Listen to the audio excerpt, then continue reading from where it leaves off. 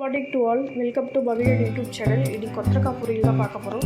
கொத்தரக்காய் பொரியல் இந்த மாதிரி வேக வச்சு செஞ்சிங்கன்னா சீக்கிரமாக செஞ்சு முடிக்கலாம். இதோட டேஸ்ட்டும் நல்லாயிருக்கும்.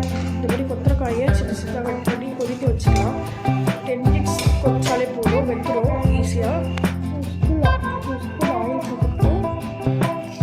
1 ஸ்பூன் கடுகு போட்டுட்டு கடுகு பொரிச்சோடனே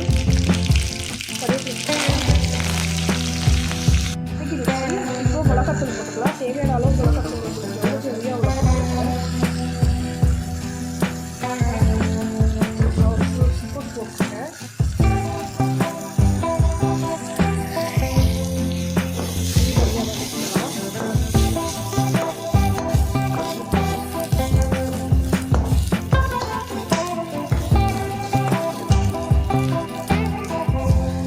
கொத்தரக்காயை தண்ணியில் போட்டு வேக வச்சு அரைவே காடு லைட்டாக தண்ணி வச்சுக்கலாம். கொஞ்சம் மிளகாத்தூள் அப்போ தான் வாசனைலாம் இல்லாமல் லைட்டாக தண்ணி ஊற்றலாம். இது கொதிச்சோடனே கொத்தரக்காய் போட்டுடலாம். கொதி வந்தோடனே இறக்கிடலாம். கொத்தரக்காயை கொதிக்க ஆரம்பிச்சிச்சு. கொதிச்ச உடனே எண்ணெய்